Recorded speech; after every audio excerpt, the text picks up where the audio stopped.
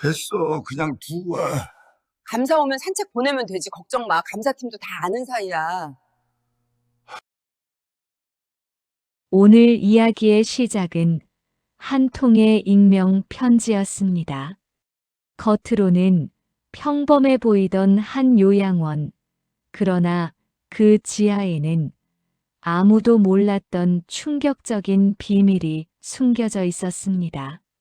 노인 32명이 왜 지하실에 갇혀 있었는지, 그리고 그 사실을 처음 발견한 사람이 누구였는지, 지금부터 그 믿기 힘든 이야기를 들려드리겠습니다.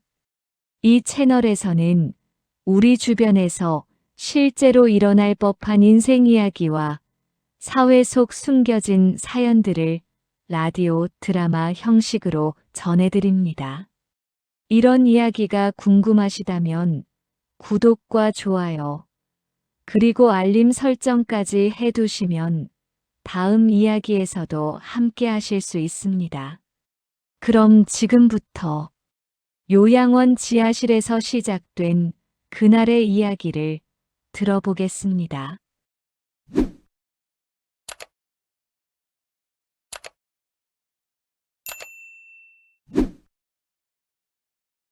이사장님, 오늘 오전 일정은 강남구청 복직과 면담이고요. 오후엔 후원자 간담회 있습니다. 알겠어요. 그리고 오늘 아침 익명 우편물이 하나 왔는데요. 이사장님 앞으로요. 비서의 목소리가 살짝 떨렸습니다. 서유는 손을 들어 봉투를 받아들었습니다. 겉면에는 수신인 이름만 단정하게 적혀 있었고 발신인은 없었습니다. 손끝으로 봉투 모서리를 누르자 종이가 바스락거리는 소리가 고요한 사무실 안에 작게 울렸습니다. 서울 강남 한복판, 유리 외벽이 반짝이는 20층짜리 빌딩. 한빛복지재단의 본사 사무실은 언제나 절제된 품위가 흘렀습니다. 책상 위엔 수십 개 요양원과 복지시설에서 보내온 감사패가 줄지어 놓여 있었고, 창밖으론 겨울 햇빛이 유리 건물 사이로 가늘고 차갑게 내려앉아 있었습니다. 서윤이 봉투를 열었습니다. 편지지 한 장이었습니다. 손으로 꾹꾹 눌러 쓴 글씨였고, 글자와 글자 사이에 분노와 두려움이 동시에 배어 있는 듯 했습니다. 이사장님이 매달 지원금을 보내는 요양원에서 노인들이 지하실에 갇혀 삽니다. 밥도 제대로 못 먹고 밖에도 못 나갑니다. 직원들이 때리는 것도 봤습니다. 제발 확인해 주세요. 이름은 밝힐 수 없습니다. 무섭습니다. 서유는 편지를 천천히 내려놓았습니다. 그러나 손은 내려놓지 않았습니다. 지하실. 그 단어 하나가 가슴 안쪽에 못처럼 박혔습니다.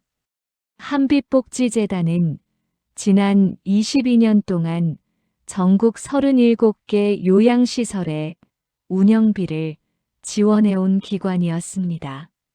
서윤이 35살에 아버지에게 물려받은 작은 사단법인 하나를 시작으로 평생을 노인복지라는 한 길에 쏟아부어 키워낸 재단이었습니다.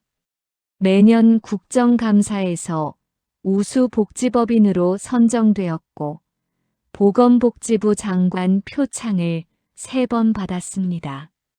언론에선 서윤을 복지의 어머니라고 불렀습니다.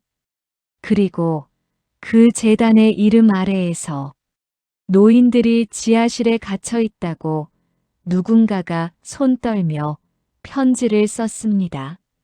서윤은 창밖을 바라봤습니다. 눈을 감았다 뜨는데 채 1초가 걸리지 않았습니다. 하지만 그 1초 동안 그녀의 머릿속에서는 수십 가지 생각이 폭포처럼 흘러내렸습니다. 익명이다. 사실 확인이 안 된 제보다. 법인 감사팀에 넘기면 된다. 하지만 곧 다른 생각이 그 위를 덮었습니다. 감사팀이 뭘 알겠어. 보고서만 보는 사람들이 현장에 발 한 번이라도 제대로 디뎌본 적 있어? 그녀는 서랍을 열었습니다. 손가락이 익숙하게 서류 사이를 훑었습니다. 해당 편지에 적힌 요양원 이름, 푸른 소나무 요양원, 충청북도 소재, 정원 60인, 최초 인가 2013년, 연간 지원금 1억 2천만 원, 서윤이 직접 결제한 지원금이었습니다. 내 서명이 찍힌 돈이 그 지하실을 운영하는데 쓰이고 있다. 그 생각이 들자 위장이 조여들었습니다. 서윤은 편지를 봉투에 다시 넣었습니다. 그리고 비서를 불렀습니다. 오늘 오전 일정 취소해요. 감사 일정도요? 아니요. 그건 그대로 둬요. 비서가 나간 뒤 서윤은 홀로 책상 앞에 앉아 있었습니다. 창문 너머로 차가운 겨울 햇살이 빌딩 유리에 반사되어 눈을 찌르는 듯 들어왔습니다. 그녀는 눈을 가늘게 좁혔습니다. 직접 가야 한다. 어떤 계산도, 어떤 보고서도, 어떤 감사팀의 현장 방문도 이 한 문장 앞에서 힘을 잃었습니다. 22해 동안 그녀가 노인복지 현장에서 배운 유일한 진실이 있다면 그것이었습니다. 숫자는 거짓말을 하고, 사진은 각도를 고르고, 보고서는 불편한 사실을 행간에 묻어버립니다. 하지만 냄새는 거짓말을 못합니다. 눈빛은 연습이 안 됩니다. 쓰러진 노인의 욕창은 숫자로 가릴 수 없습니다. 서윤은 자리에서 일어났습니다. 그녀는 캐비닛 뒤쪽에서 낡은 가방 하나를 꺼냈습니다.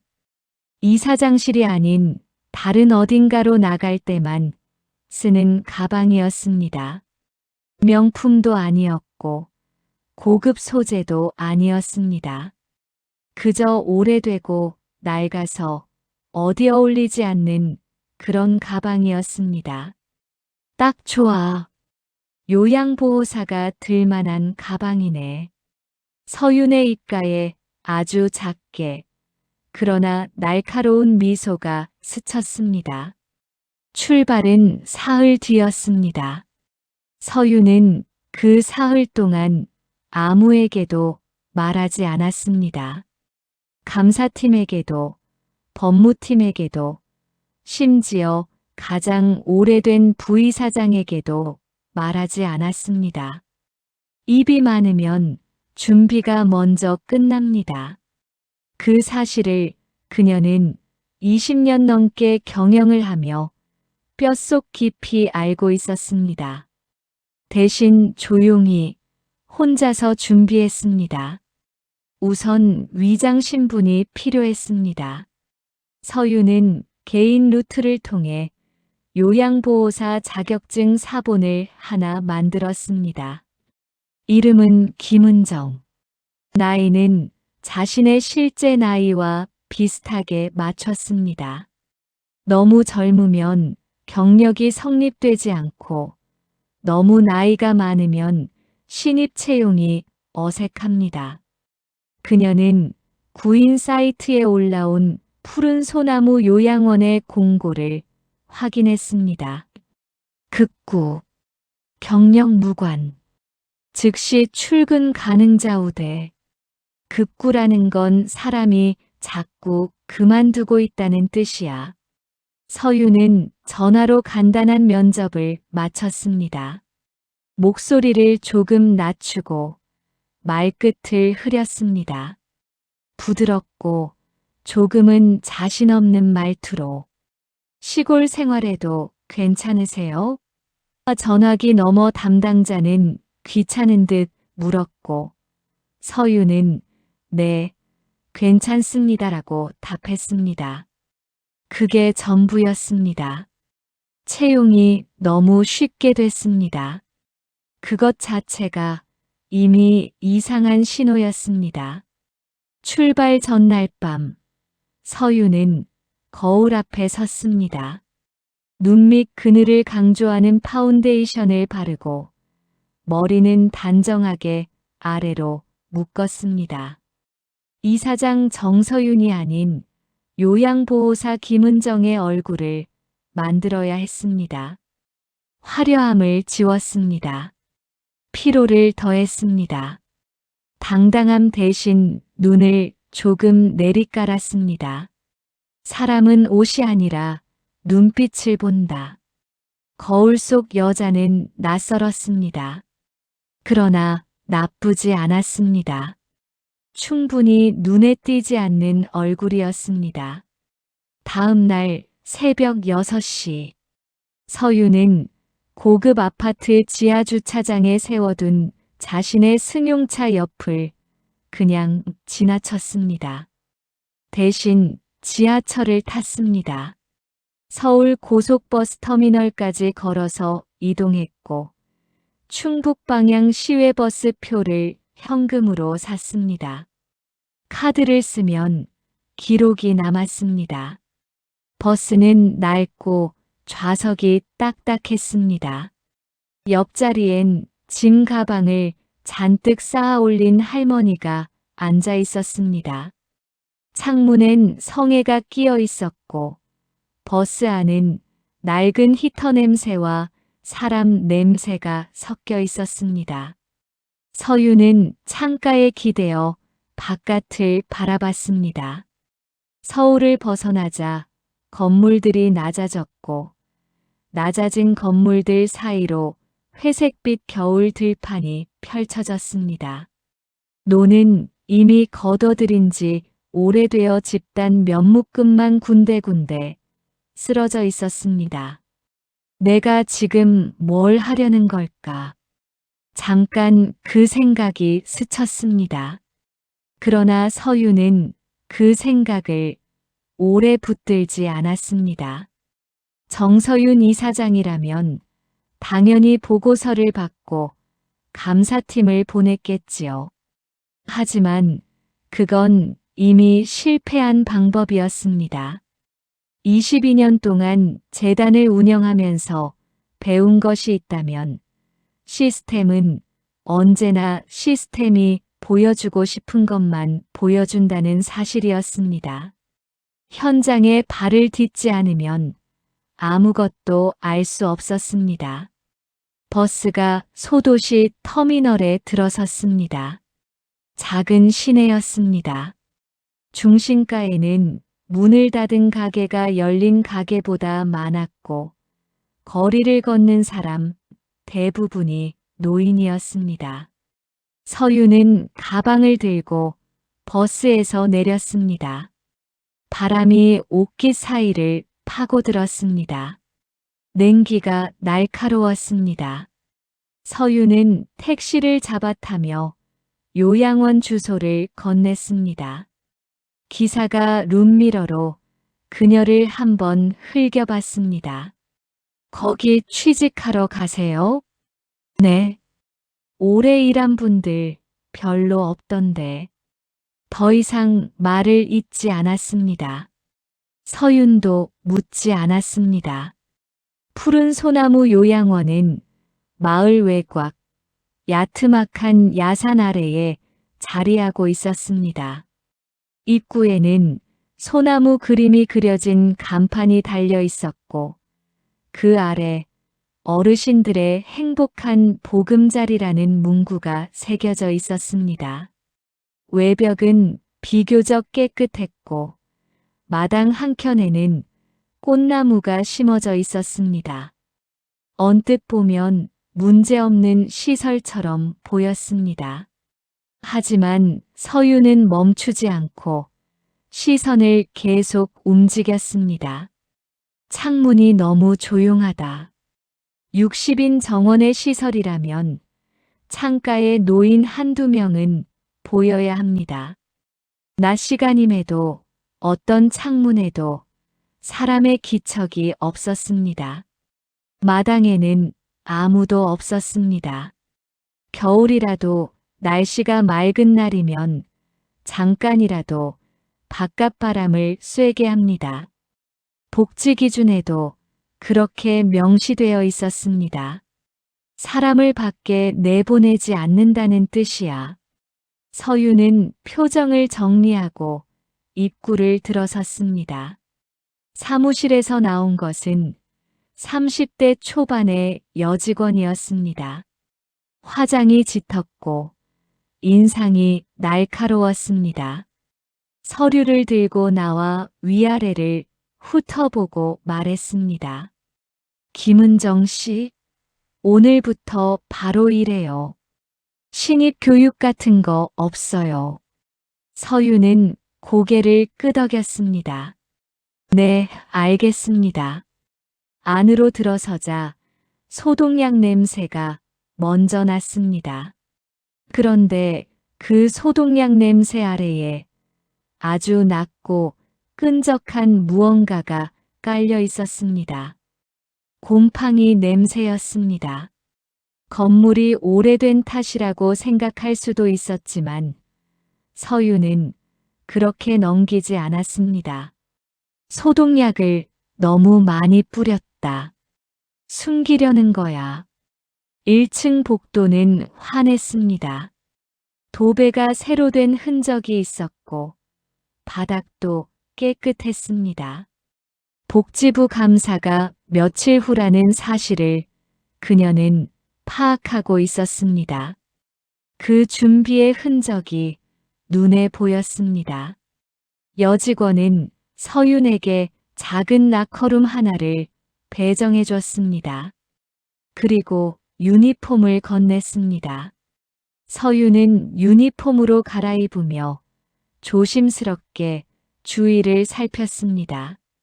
락커룸 안에는 퇴사한 것으로 보이는 직원의 물건이 아직 남아 있었습니다. 서랍 안쪽에 메모지 하나가 구겨진 채 끼어 있었습니다. 서유는 아무렇지 않은 척 집어들었습니다. 지하 못 참겠다. 고발하고 싶은데 무섭다. 필체가 거칠게 흔들려 있었습니다.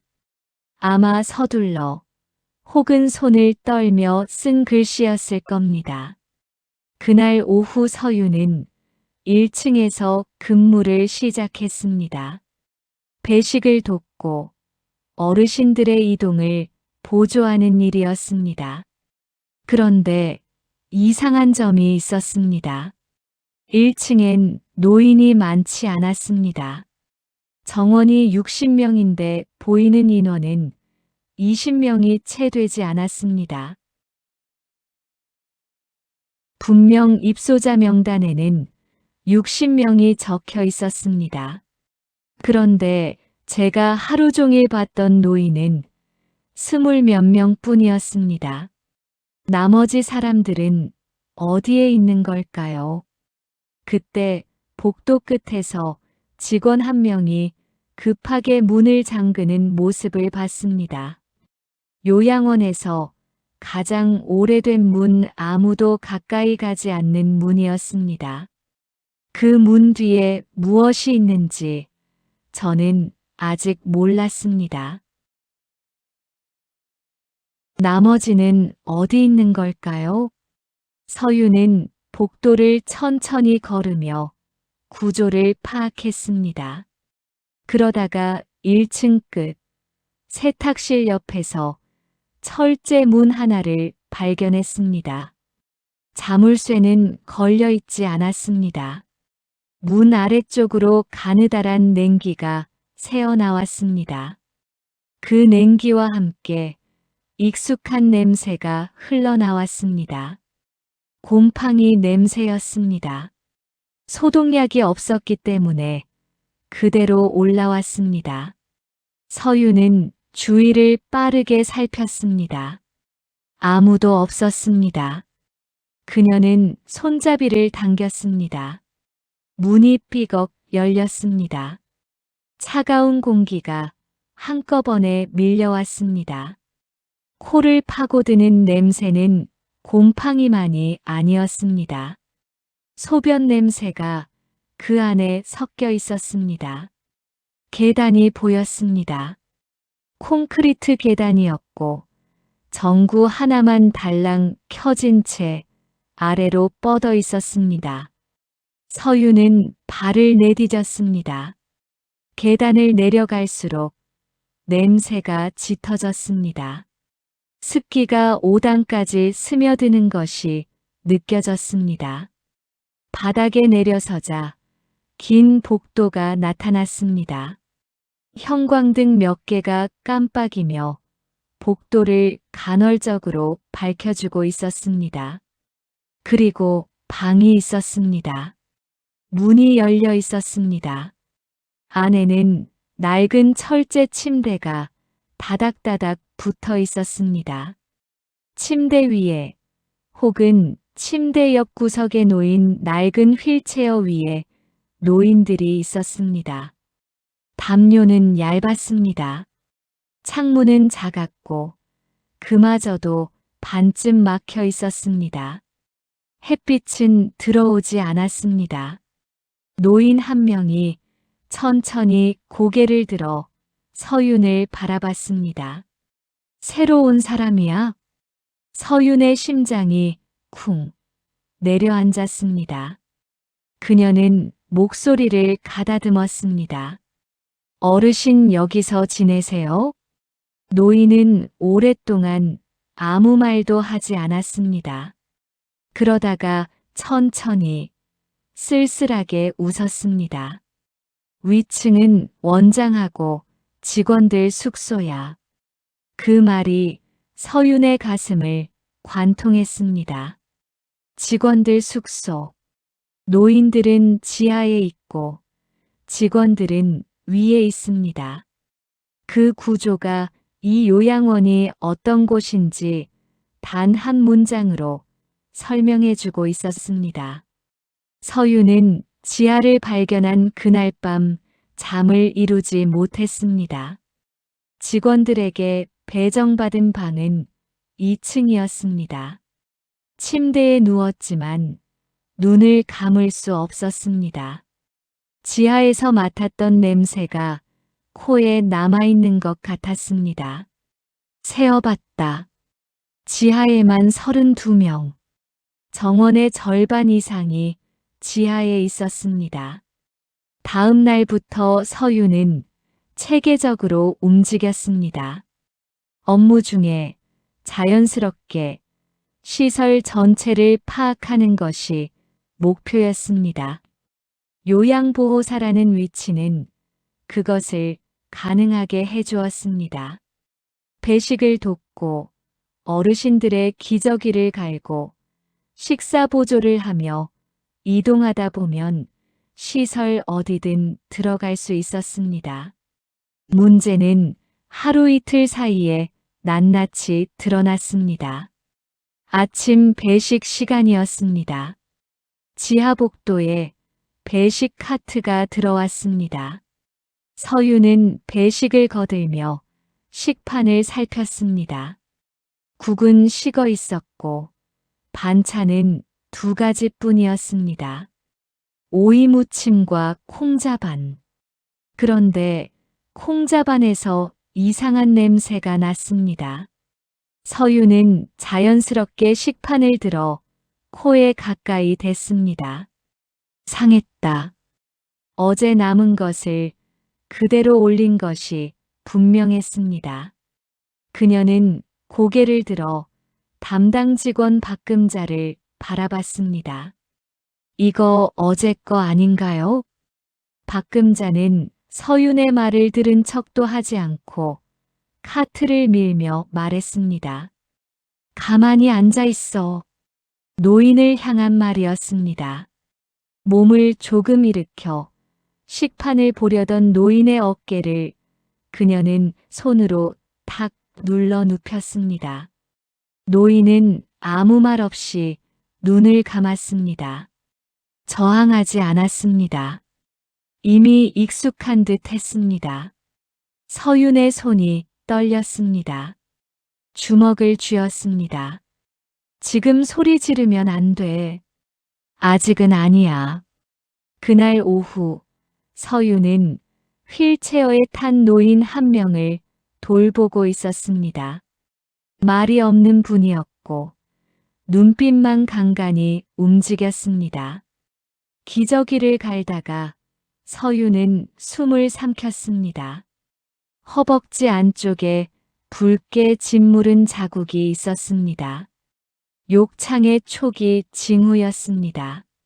자세를 바꿔드리지 않고 오래 방치했다는 증거였습니다. 차트를 확인했습니다.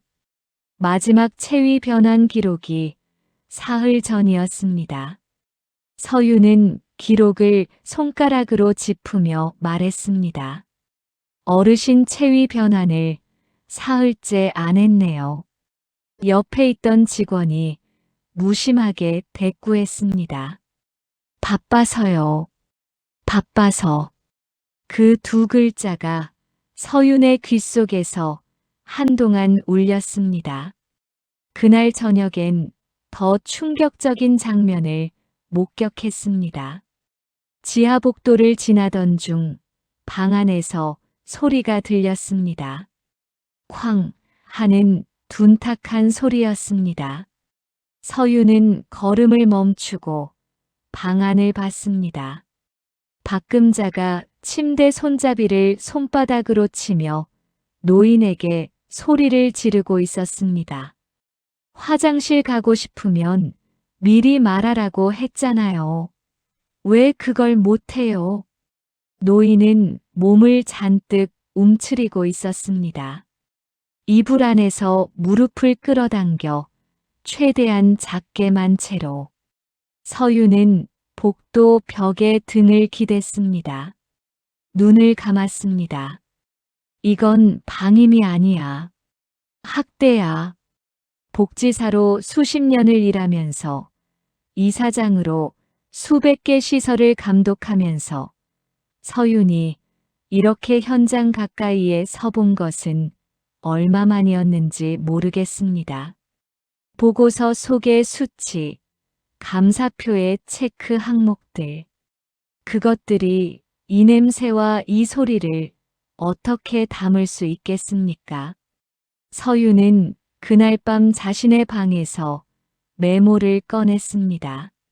날짜별로, 시간별로 목격한 내용을 정리했습니다. 손이 빨랐습니다. 증거로 쓰기 위해서가 아니라 잊지 않기 위해서였습니다. 다 기억하겠다. 한 사람도 빠뜨리지 않겠다. 열흘째 되는 밤이었습니다. 자정이 넘은 시각, 서윤은 지하 창고에 세제를 갖다 놓으러 내려가던 중이었습니다. 그런데 원장실 쪽 복도에서 목소리가 들렸습니다. 낮고 조심스러운 목소리였지만 건물이 오래되어 소리가 잘 새어나왔습니다. 원장실 문이 손가락 두 마디만큼 열려 있었습니다. 서윤은 발을 멈췄습니다. 원장 최병두의 통화였습니다. 이번 감사만 통과하면 지원금 6억 들어옵니다. 시설 확충 명목으로 신청해뒀어요. 전화기 너머에서 무슨 말이 오가는지는 들리지 않았습니다. 하지만 원장의 다음 말은 한 글자도 놓치지 않았습니다. 걱정하지 마세요. 다 조율돼 있습니다. 잠시 웃음소리가 났습니다. 편안한 웃음이었습니다. 아무것도 두렵지 않은 사람의 웃음이었습니다. 노인들이요? 감사 오면 산책 보내면 되지. 그 말을 듣는 순간 제 머리가 멍해졌습니다. 감사팀도 다 아는 사이라니. 그럼 이 지하실은 우연이 아니었습니다. 누군가가 일부러 숨기고 있었던 겁니다. 그리고 그 순간 저는 깨달았습니다. 이 요양원을 운영하는 돈에 제 서명이 찍혀 있다는 사실을. 그때 저는 결심했습니다. 이곳을 오늘 끝내겠다고. 1시간이면 끝나는데 뭘. 서윤의 손이 벽을 짚었습니다. 걱정 마요. 감사팀장이랑 나랑 15년 지기야. 골프도 같이 치는 사이고. 15년. 그 숫자가 서윤의 머릿속에서 폭탄처럼 터졌습니다. 15년이라면 이 요양원이 인가받은 때부터 지금까지 거의 전부였습니다. 그 세월 동안 매년 감사팀이 다녀갔고, 매년 합격 도장이 찍혔고, 매년 지원금이 입금됐습니다. 단 한 번도 지하실은 보고서에 언급되지 않았습니다.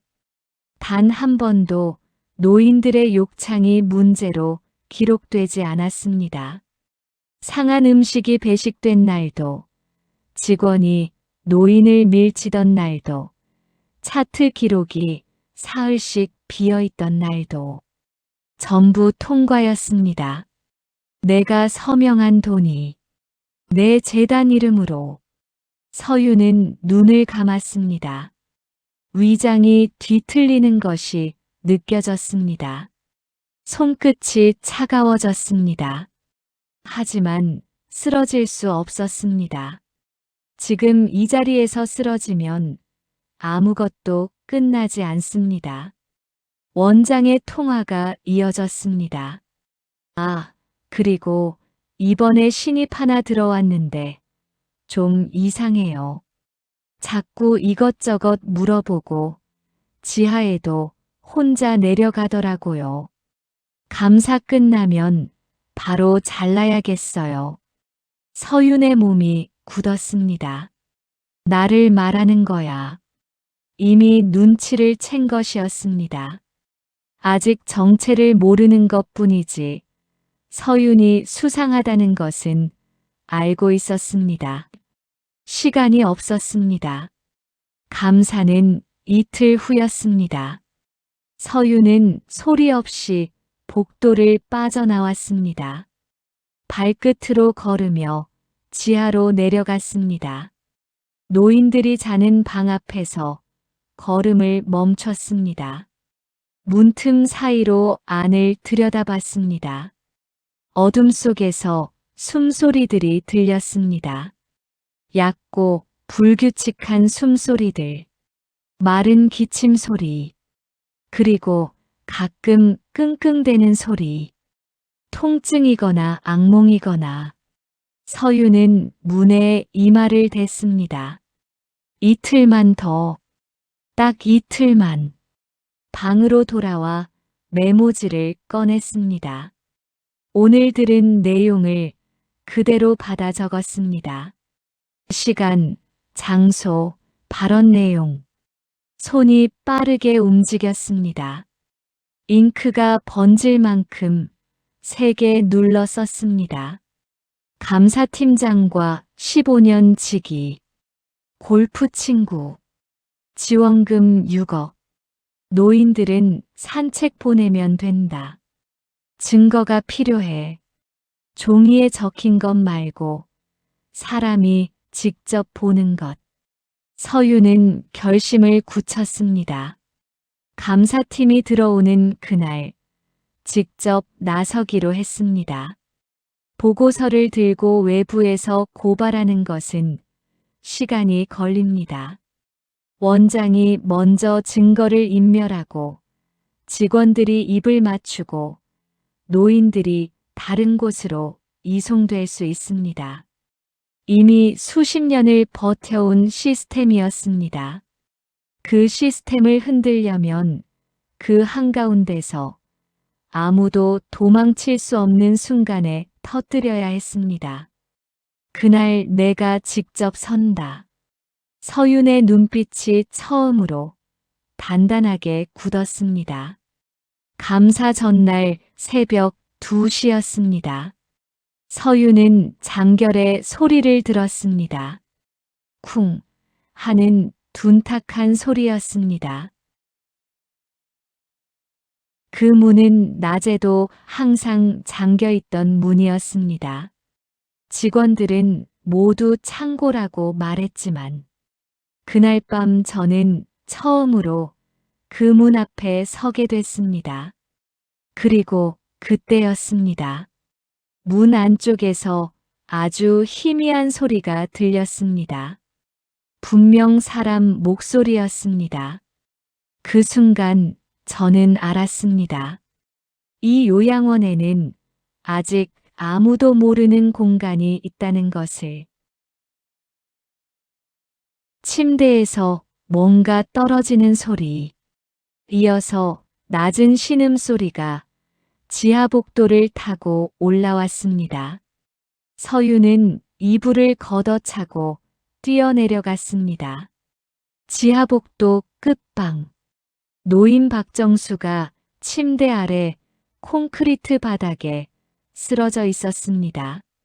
혼자 몸을 뒤척이다 굴러 떨어진 것이었습니다.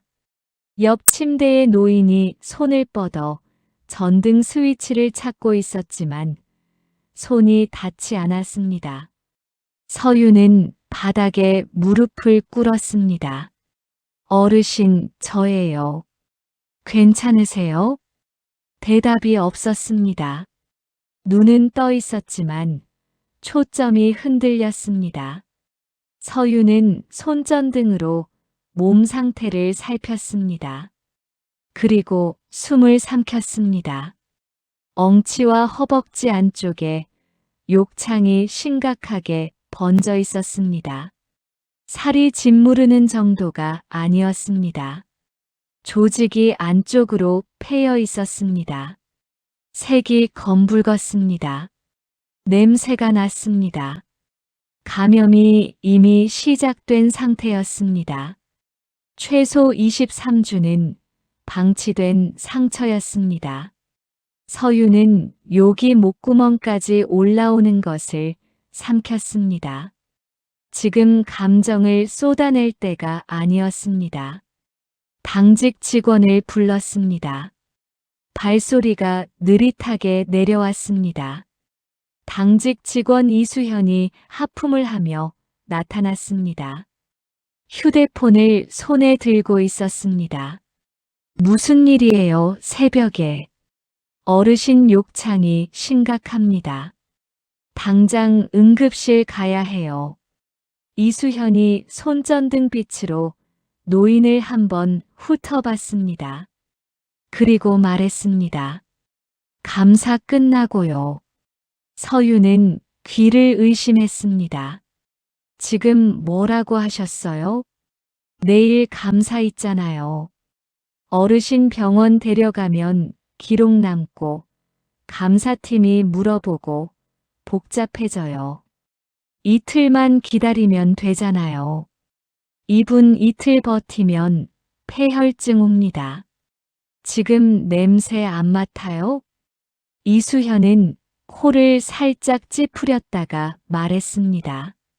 원장님이 감사 전엔 외부 연락하지 말라고 했어요. 서윤이 자리에서 일어섰습니다. 저 지금 119 부릅니다. 이수현이 그녀의 팔을 잡았습니다. 야, 신입. 내가 원장이야? 놓으세요. 괜히 나서지 말라고. 여기 이렇게 돌아가는 거야. 모르면 가만히 있어. 이수현의 목소리가 낮아졌습니다. 협박이었습니다. 감사 끝나고 원장님이 너 자르려고 했는데 지금 이러면 그냥 오늘 짐 싸게 될 수도 있어. 서유는 잡힌 팔을 천천히 내려다봤습니다. 그리고 이수현의 눈을 정면으로 봤습니다. 오래 봤습니다. 이 사람은 나쁜 사람이 아닐 수도 있다. 그냥 이 구조에 너무 오래 있었던 거겠지. 하지만 지금은 상관없어. 서유는 팔을 당겼습니다. 이수현이 손을 놓지 않자 더 세게 당겼습니다. 이수현이 서윤의 어깨를 손바닥으로 밀었습니다. 서윤은 반걸음 뒤로 밀렸습니다. 발꿈치가 콘크리트 바닥을 긁었습니다. 나서지 마. 서윤은 밀린 자리에서 멈췄습니다. 그러나 흔들리지 않았습니다. 바닥에서 노인의 목소리가 들렸습니다. 됐어, 그냥 둬. 체념이었습니다. 아주 오래된 체념. 이 노인은 얼마나 오랫동안 이 말을 입에 달고 살았을까요? 됐어. 그냥 둬. 기대하지 않아. 아무도 안 와. 그 목소리가 서윤의 가슴을 갈랐습니다. 분노도 슬픔도 아닌 어떤 감정이었습니다. 그것이 무엇인지 지금 당장 이름을 붙일 수 없었습니다. 하지만 그 감정이 서윤의 두 다리를 다시 앞으로 나아가게 만들었습니다. 서윤은 이수현을 지나쳐 노인 옆에 무릎을 꿇었습니다. 어르신, 제가 있습니다. 그리고 조용히 말했습니다. 조금만 기다리세요. 내일이면 다 끝납니다. 이수현은 혀를 차며 계단을 올라갔습니다. 발소리가 멀어졌습니다. 서윤은 그 자리에 남았습니다. 노인의 손을 잡고 새벽 내내 앉아 있었습니다. 콘크리트 바닥이 무릎뼈를 조여왔습니다. 냉기가 허리까지 올라왔습니다. 서윤은 움직이지 않았습니다. 내일. 그 한 글자가 새벽 내내 그녀를 버티게 했습니다. 감사 당일 오전 10시.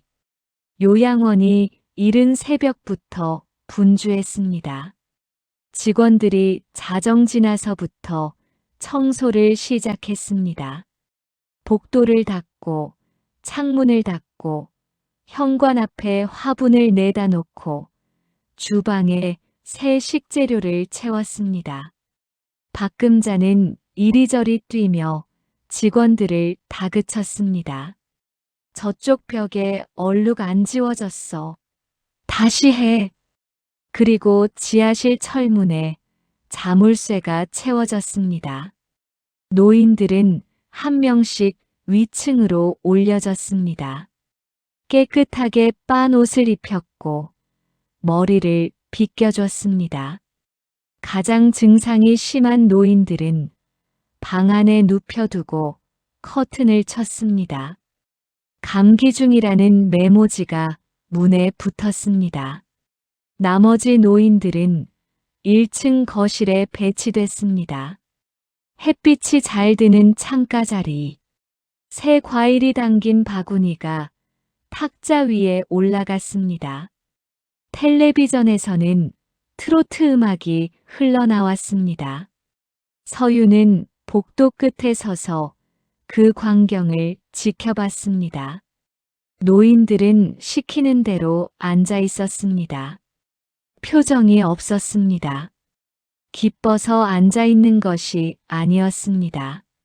그냥 시키니까 앉아 있는 것이었습니다. 그것을 감사팀이 보면 어르신들이 편안하게 쉬고 계신다고 기록할 것입니다. 이 연극을 수십 번 반복했겠지. 원장 최병두가 넥타이를 매만지며 현관 쪽으로 나갔습니다. 정장 차림이었습니다. 구두도 새 것이었습니다. 서유는 그 뒷모습을 바라봤습니다. 감사팀 차량이 마당으로 들어왔습니다. 검은 세단 2대였습니다. 원장이 현관 계단을 내려가 두 손을 앞으로 모으고 마중을 나갔습니다. 감사팀장 오석진이 차에서 내렸습니다. 원장과 악수를 했습니다. 두 손으로 잡는 악수였습니다. 어깨를 두드렸습니다. 오래 알고 지낸 사람들이 나누는 인사였습니다. 서유는 현관 안쪽에 서 있었습니다. 15년 지기, 골프 친구. 원장이 감사팀장을 이끌며 건물 안으로 들어왔습니다. 어서 오십시오. 추운데 오시느라 고생하셨습니다. 아이고, 별 말씀을. 잘 지내셨어요? 두 사람이 함께 웃었습니다. 서유는 시선을 감사팀장의 얼굴에 고정했습니다. 그의 눈이 거실의 노인들을 훑고 지나갔습니다. 자연스럽게 그리고 빠르게 확인하는 눈빛이었습니다. 이상은 없는지 체크하는 눈빛. 하지만 지아가 어떻게 됐는지는 보지 않았습니다. 볼 생각이 없는 것이었습니다. 원장이 활짝 웃으며 말했습니다. 우리 요양원은 어르신들이 아주 행복합니다. 딱 그 순간이었습니다. 서윤이 앞으로 걸어 나왔습니다. 직원 하나가 낮고 날카롭게 소리쳤습니다.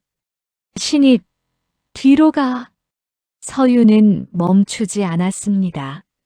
감사팀을 향해 걸어갔습니다. 걸음이 느렸습니다. 하지만 흔들리지 않았습니다. 원장이 인상을 구기며 앞으로 나왔습니다. 야, 지금 뭐 하는 거야? 서유는 원장을 보지 않았습니다. 감사팀장을 똑바로 바라봤습니다. 이 요양원, 지금 당장 조사해야 합니다. 거실이 조용해졌습니다. 텔레비전 소리만 남았습니다. 원장이 목소리를 높였습니다. 내가 대체 뭔데 감히. 서유는 그제서야 원장을 봤습니다. 아무 말도 하지 않았습니다. 대신 천천히 가슴 앞으로 손을 올려 명찰을 떼었습니다. 그리고 머리망을 벗었습니다. 올려 묶었던 머리카락이 흘러내렸습니다. 바닥에 명찰이 떨어졌습니다. 찰칵. 그 소리가 거실 안에 작게 울렸습니다. 감사팀장 오석진이 눈을 가늘게 떴습니다. 뭔가 익숙한 얼굴인데 어디서 봤는지 떠오르지 않는다는 표정이었습니다. 그러다 그의 얼굴이 굳었습니다. 감사팀 직원 한 명이 먼저 허리를 숙였습니다. 이분은 감사팀 전원이 동시에 고개를 숙였습니다. 서윤이 말했습니다. 한빛복지재단 이사장 정서윤입니다. 원장 최병두의 얼굴에서 핏기가 빠져나갔습니다. 입술이 움직였지만 소리가 나오지 않았습니다. 서윤의 시선이 감사팀장에게 꽂혔습니다. 그의 눈빛이 흔들렸습니다. 서윤은 그 흔들림을 놓치지 않았습니다. 팀장님, 지하 내려가 보셨습니까? 대답이 없었습니다. 노인이 32명 있습니다. 감사 때마다 산책 보낸다는 그 어르신들. 지금 자물쇠 채운 철문 뒤에 계십니다. 오석진의 얼굴이 회색으로 변했습니다. 원장이 뒤늦게 목소리를 짜냈습니다. 잠깐 오해가. 서윤이 조용하지만 단호하게 말했습니다. 원장님, 지금 입을 여시면 상황이 더 나빠집니다.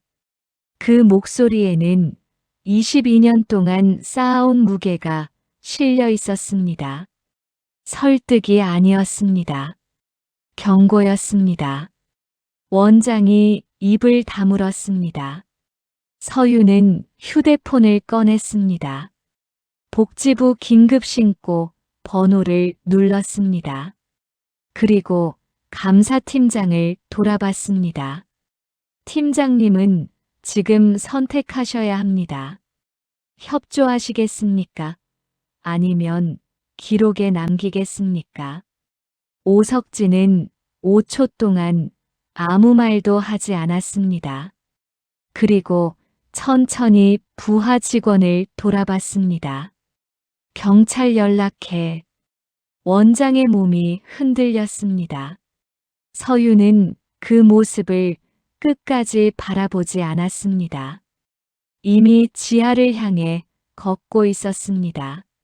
자물쇠 열쇠를 직원에게서 받아들고 철문 앞에 섰습니다.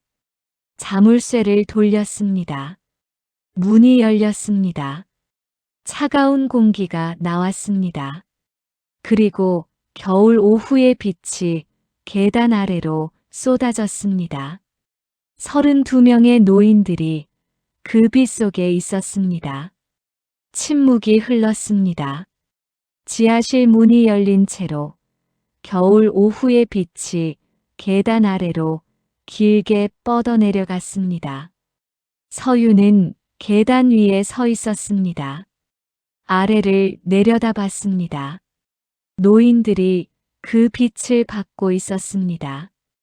어떤 분은 손으로 눈을 가렸습니다. 오래 어두운 곳에 있었던 사람처럼. 어떤 분은 고개를 들지 못했습니다. 어떤 분은 그냥 멍하니 계단 위를 바라봤습니다. 누가 왔는지, 무슨 일인지 아직 이해하지 못하는 눈빛이었습니다. 서윤은 계단을 내려갔습니다. 한 칸, 한 칸.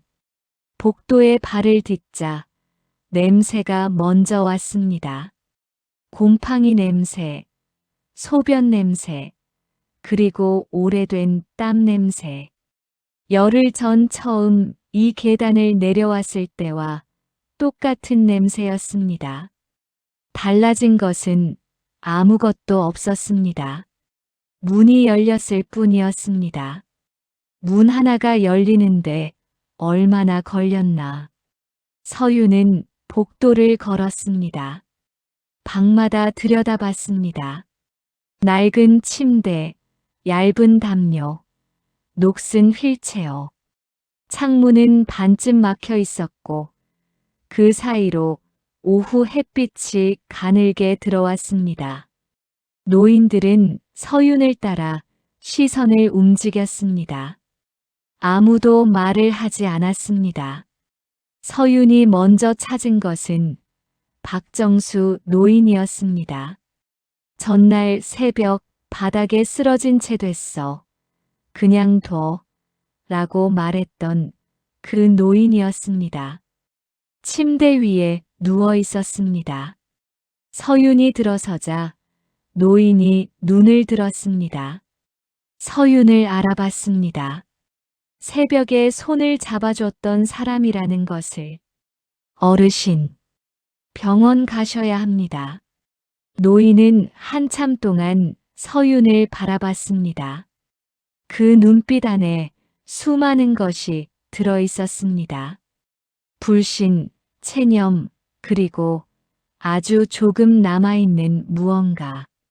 기대라고 부르기엔 너무 작고 희미한 것이었습니다.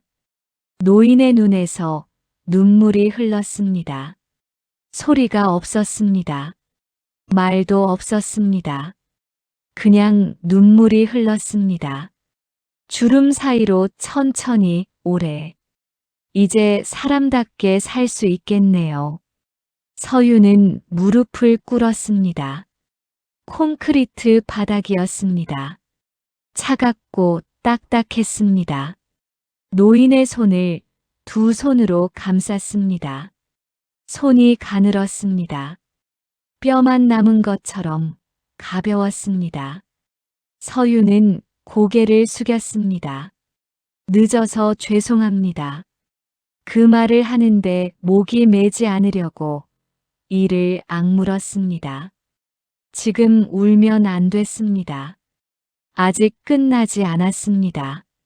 이 지하실 안에 32명이 모두 밖으로 나가는 것을 눈으로 확인하기 전까지는 위층에서 발소리가 들렸습니다. 경찰이 들어온 것이었습니다. 서유는 자리에서 일어났습니다. 복도로 나와 복지부 담당자와 통화를 이어갔습니다. 차분하고 정확했습니다. 인원수, 의료적 상태, 시설 구조, 확인된 학대 정황. 열흘 동안 기록한 메모가 머릿속에 그대로 들어 있었습니다. 위층에서는 원장 최병두가 경찰에게 목소리를 높이고 있었습니다. 내가 무슨 잘못을 했다는 거예요. 여기 합법적으로 운영한 시설이에요. 경찰이 말했습니다. 손 앞으로 모아주세요. 이거 나요. 내가 누군지 알아요?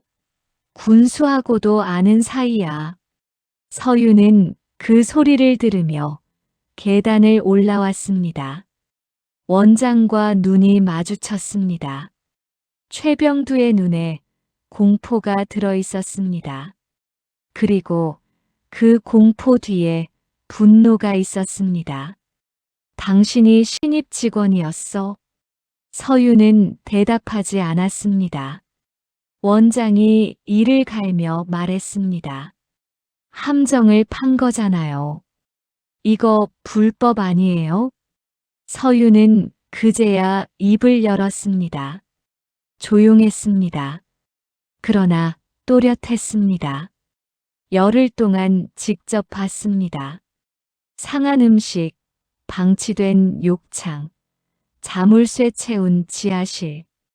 어르신들이 직원한테 맞는 것도 봤고요. 잠시 멈췄습니다. 함정이 아니라 현장이었습니다. 최병두가 입술을 떨었습니다. 더 이상 말이 나오지 않았습니다. 경찰이 그의 팔을 잡아 이끌었습니다. 박금자는 이미 현관 앞에서 수갑이 채워져 있었습니다. 다른 직원 2명도 함께였습니다. 감사팀장 오석진은 별도로 분리되어 경찰 조사를 받고 있었습니다. 그는 고개를 들지 못했습니다. 서유는 그 장면을 끝까지 지켜봤습니다. 앰뷸런스가 3대 들어왔습니다. 의료진이 지하로 내려갔습니다. 노인들이 한 명씩 들것에 실려 올라왔습니다.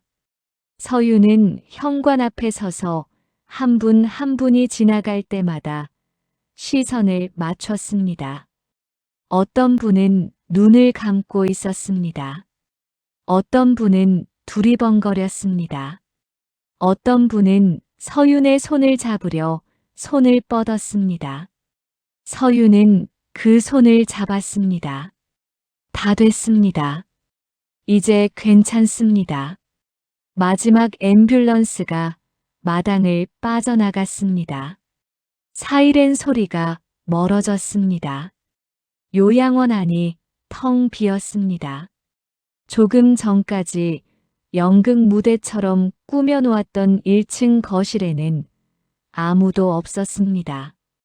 과일 바구니만 탁자 위에 남아 있었습니다. 서유는 한빛복지재단 전 임직원에게 긴급 공지를 보냈습니다. 내용은 짧았습니다. 전국 37개 지원시설 전수조사 시작. 이사장 직접 참여. 그날 밤 서울로 돌아가지 않았습니다. 요양원 건물 안에 혼자 남아 복도를 걸었습니다. 지하로 내려갔습니다. 노인들이 쓰던 침대 앞에 섰습니다. 담요가 그대로 있었습니다. 구겨진 채로. 베개에는 머리카락이 몇 가닥 남아 있었습니다. 서유는 그 자리에 오래 서 있었습니다. 내가 서명한 돈이 이 침대를 만들었다. 그 생각을 지우지 않았습니다. 지워서는 안 됐습니다. 이 무게를 잊으면 다음에 또 같은 일이 생깁니다. 재단 이사장이라는 자리가 보고서와 숫자 뒤로 숨으면 지하실은 언제든 다시 생겨납니다. 서유는 지하실 불을 끄지 않았습니다. 밝혀둔 채로 계단을 올라왔습니다. 이 방은 기억해야 한다. 이후 한 달 동안 서유는 전국 37개 시설을 직접 돌았습니다. 이사장 명함이 아닌 운동화와 점퍼 차림으로 사전 통보 없이 냄새를 맡고 냉장고를 열어보고 차트를 확인하고 노인들의 눈을 봤습니다. 37개 시설 중 6곳에서 크고 작은 문제가 발견됐습니다. 3곳은 즉시 지원 중단과 함께 당국에 신고했습니다. 재단 내부도 바꿨습니다. 감사 기준을 전면 개편했습니다. 사전 통보 없는 현장 방문 의무화, 외부 독립 감사 도입, 내부 고발자 보호 규정 신설, 감사팀 전원 교체, 그리고 요양원 직원 교육 프로그램을 새로 만들었습니다. 학대와 방임이 무엇인지, 돌봄이 무엇인지, 노인의 존엄이 어떻게 지켜지는지를 다시 가르치는 교육이었습니다. 푸른 소나무 요양원은 2달 뒤 새 운영진과 함께 다시 문을 열었습니다. 이름은 바꾸지 않았습니다. 서윤이 원했습니다. 이름을 바꾸면 기억도 함께 지워집니다. 이름은 그대로 두고 그 안을 완전히 바꾸는 것이 맞다고 생각했습니다. 지하실은 봉쇄했습니다. 문에는 자물쇠 대신 용접을 했습니다. 다시는 그 문이 열리지 않도록. 봄이 됐습니다. 마당에 심어둔 꽃나무에 꽃이 피었습니다. 새 운영진이 노인들을 마당으로 모셨습니다. 휠체어를 밀고 부축을 하고 햇빛 아래 자리를 펴줬습니다. 노인들이 꽃을 바라봤습니다. 서유는 그 모습을 마당 한켠에서 지켜봤습니다. 어느 노인이 꽃나무 가지 하나를 손으로 살며시 건드렸습니다. 꽃잎 하나가 떨어졌습니다. 노인이 그 꽃잎을 손바닥 위에 올려놓고 한참을 바라봤습니다. 서유는 그 장면을 눈에 담았습니다. 카메라도 기록도 없이 그냥 눈으로만. 이게 시작이야. 끝이 아니라. 서유는 마당을 나왔습니다. 주차장에 세워둔 낡은 버스 정류장 쪽으로 걸었습니다. 고급 승용차는 서울에 있었습니다. 오늘도 버스를 탈 생각이었습니다. 다음 시설로 가는 길이었습니다. 바람이 불었습니다. 봄바람이었습니다. 서유는 옷깃을 여미지 않았습니다. 오늘 이야기 어떻게 들으셨나요? 요양원이라는 공간은 누군가에게는 마지막 안식처이지만 누군가에게는 지켜줘야 할 존엄의 자리이기도 합니다. 우리가 무심코 지나칠 수 있는 작은 관심과 용기가 때로는 누군가의 삶을 지켜줄 수 있다는 사실을 이 이야기가 다시 한번 보여준 것 같습니다. 이 채널에서는 이렇게 우리 주변에서 실제로 일어날 법한 인생 이야기와 사회 속 숨겨진 사연을 라디오 드라마 형식으로 전해드리고 있습니다. 오늘 이야기가 마음에 남으셨다면 구독과 좋아요, 그리고 알림 설정으로 함께 해주세요. 여러분의 응원과 관심이 다음 이야기를 만드는 가장 큰 힘이 됩니다. 그럼 다음 이야기에서 다시 찾아뵙겠습니다.